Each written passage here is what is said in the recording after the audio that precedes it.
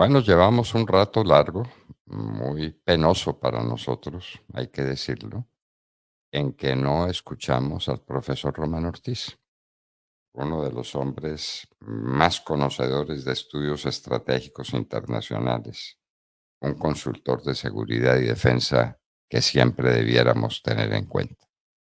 Hablábamos en nuestra nota editorial hace un momento sobre lo que significa la cocaína desde sus puntos de vista para Colombia.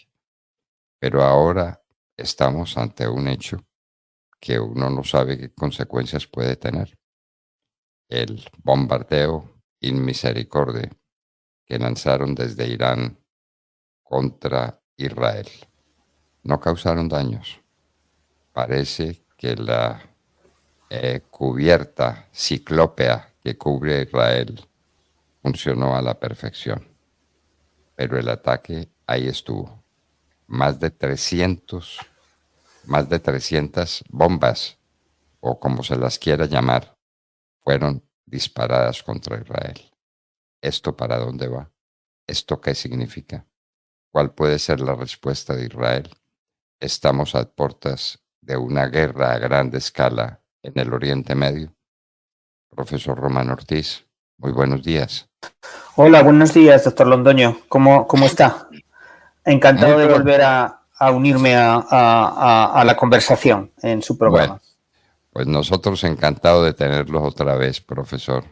Y cuéntenos, ¿cuál es la visión que usted tiene de este tema que puede tener unas consecuencias terribles para la paz mundial?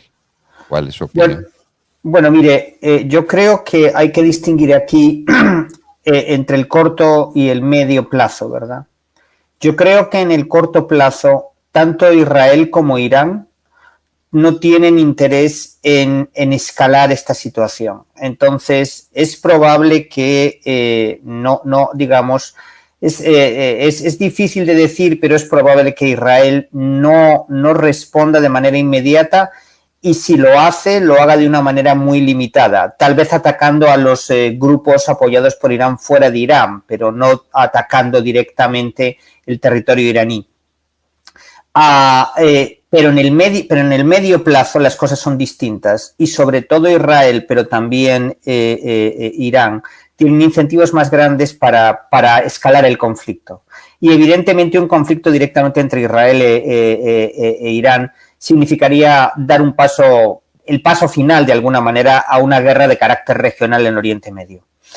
¿Por qué hay pocos incentivos en este momento? Por un lado, porque el régimen de los ayatolás está en una posición interna de debilidad, y porque por otra parte Irán siente que el tiempo juega a su favor mientras sigue dando pasos para construir un arma nuclear. Es prácticamente seguro que en este momento está al borde de tener suficiente uranio enriquecido como para la primera cabeza nuclear. Muy pronto van a entrar en lo que se llama el proceso de construcción del artefacto, digamos, de pasar del uranio enriquecido a construir el arma nuclear. En el caso de Israel, el problema fundamental es que Israel no quiere abrir un segundo frente de esta magnitud, sobre todo mientras tiene las operaciones principales todavía en marcha en Gaza. En consecuencia, prefieren posponer tanto el enfrentamiento con Irán como, sobre todo, el asalto a las estructuras militares que tiene Hezbollah en Líbano. Dicho esto, en el medio plazo las cosas son distintas. Israel, digamos, el 7 de octubre fue algo extraordinariamente importante en Oriente Medio, porque de alguna manera cerró el debate que había en Israel sobre si Israel podía vivir con un enemigo armado, léase Hamas, Hezbollah o el propio Irán, porque tenía la capacidad para disuadirle, o por el contrario tenía que recurrir a golpes preventivos para evitar que ese enemigo crezca en capacidad militar. Lo cierto es que después del 7 de octubre los israelíes están convencidos de que no pueden disuadirlo y tienen buenas razones para ello. En consecuencia, yo creo que vamos a ir más adelante, progresivamente. Hay todos los incentivos para que comiencen a pensar en lanzar ataques preventivos, primero contra Hezbollah, para destruir los que son más de 130.000 misiles y cohetes con los que cuenta la organización terrorista, y luego contra Irán para prevenir que desarrollen un arma nuclear. En el caso iraní, evidentemente lo que están esperando es conseguir el arma nuclear, fundamentalmente para equilibrarse con Israel, que es un país que cuenta con armas nucleares, y a partir de ahí escalar las acciones contra Israel, ¿verdad? Bueno, de una gravedad extraordinaria, pero uno se pregunta si Irán no tiene interés en esto. Ese ataque a Israel, que fue un ataque fallido desde el punto de vista táctico, no produjeron daño ninguno porque funcionó a la perfección el escudo que tiene Israel para defender su cielo. Pero los que idearon y los que lanzaron este ataque contra Israel creyeron que iban a tener el fracaso rotundo que tuvieron, o estaban pensando que ese sería un ataque de unas proporciones gigantescas. 300 artefactos no son cualquier cosa. ¿Qué quería Irán? De alguna manera, el ataque estaba construido más para consumo interno dentro de Irán que para provocar daños significativos en Israel. El régimen iraní está dividido en su interior y hay sectores mucho más duros unos que otros, particularmente los encabezados por el Cuerpo de Guardia Revolucionaria Islámica. Y de alguna manera habían sido el Cuerpo de la Guardia Revolucionaria Islámica el que había perdido a una serie de mandos, de comandantes importantes en el ataque contra el consulado iraní en Siria. En consecuencia, había de alguna manera que satisfacer a estos sectores internos, pero al mismo tiempo había que lanzar un ataque que no colocase a Israel en una posición que hiciese inevitable una respuesta israelí. El ataque con 300, como usted señalaba, 300 artefactos, una mezcla de drones, de misiles crucero y de misiles balísticos, fue importante, pero pierde relevancia si se pierde, no quiero decir con esto que fuese insignificante, pero pierde peso si se pone en comparación con los miles de sistemas con los que cuenta Irán. De alguna manera, y además se anticipó, se anunció casi por adelantado que iba a tener lugar. Entonces, de alguna manera el régimen iraní quería enviar un mensaje, sobre todo a su público interno, pero no quería dar un paso que empujase a los israelíes directamente a responder.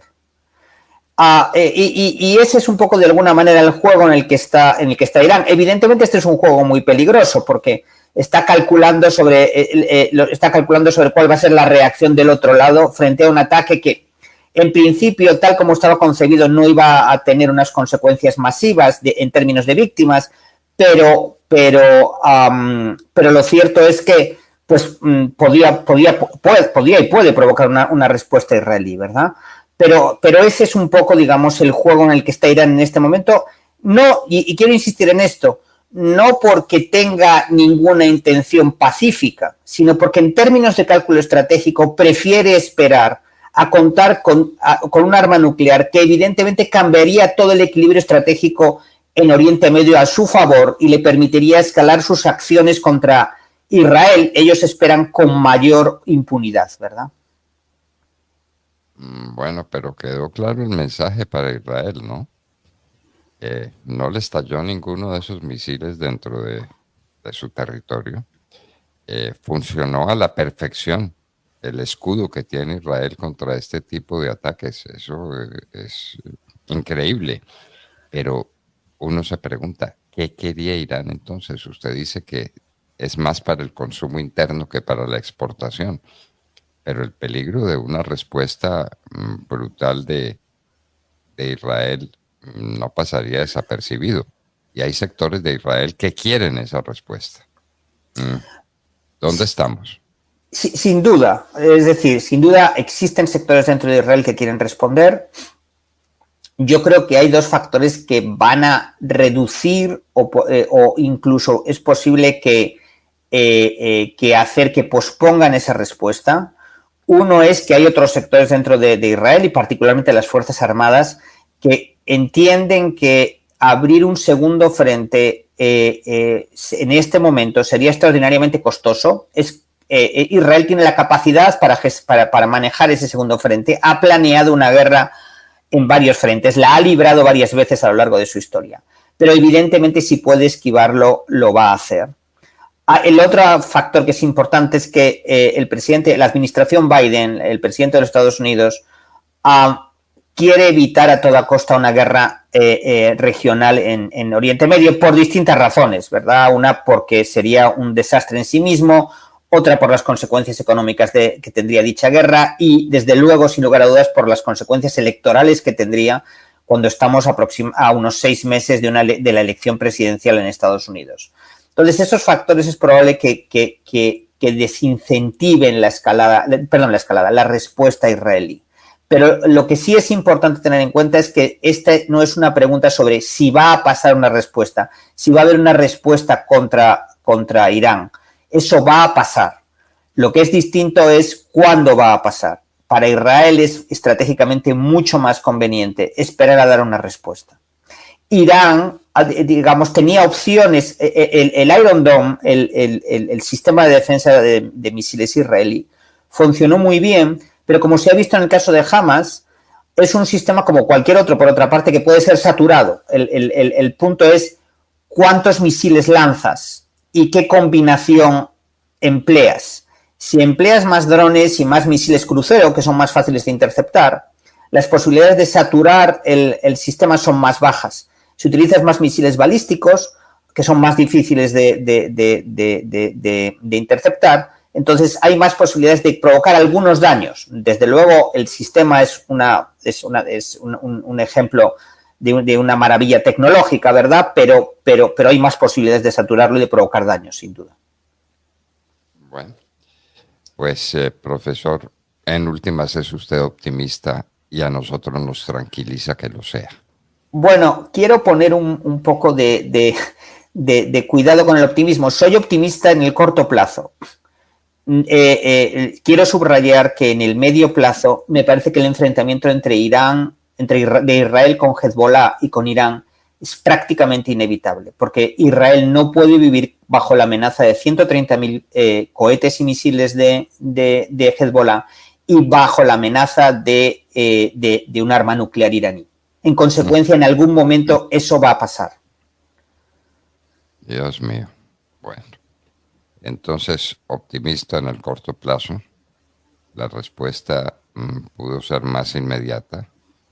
Quienes no somos conocedores del tema la estábamos esperando. Una respuesta casi inmediata de Israel sobre Irán.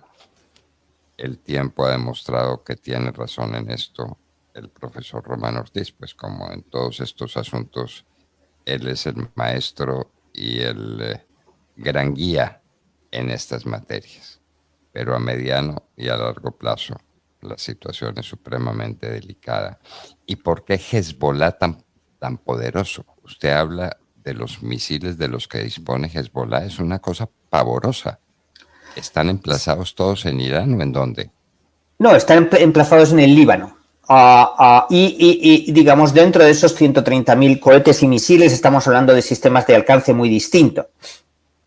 Sistemas que pueden tener desde solo unos pocos kilómetros hasta Scuds, que tienen cerca de varios centenares de kilómetros de alcance, ¿verdad? Pero estamos hablando de que cuentan con capacidad para lanzar salvas que cubran todo Israel. Y eso, evidentemente, ese armamento, igual que parte del armamento usado por Hamas en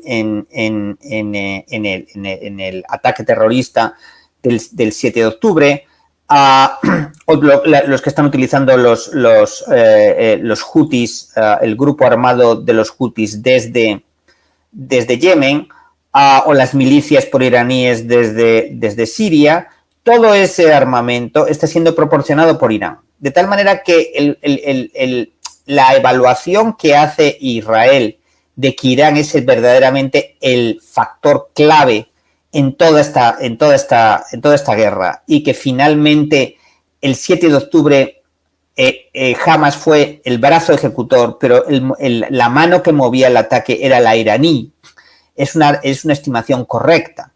Es decir, eso está absolutamente claro. Y de alguna manera lo que se está generando, que resulta, digamos, muy interesante desde un punto de vista geopolítico, es que las monarquías árabes y los países árabes moderados y sunís, particularmente las del Golfo, están crecientemente alineándose con Israel. Es muy interesante que saudíes y jordanos participaron en el derribo de parte de los proyectiles que iban hacia Israel. Ellos dijeron que lo hacían porque estaban violando su espacio aéreo, pero lo cierto es que contribuyeron a reducir los que llegaban a Israel. Entonces, de alguna manera, lo que se está generando es un frente anti-iraní, que es lo que Irán trató de romper cuando pues patrocinó, organizó y alentó el asalto contra Israel el 7 de octubre. Y ese frente iraní puede ser crítico cuando el conflicto se extienda y los israelíes traten de frenar la bomba, den otro paso más, otro golpe más para continuar retrasando la bomba iraní, ¿verdad? La producción de un arma nuclear por Irán. Bueno, profesor, como siempre, encantado.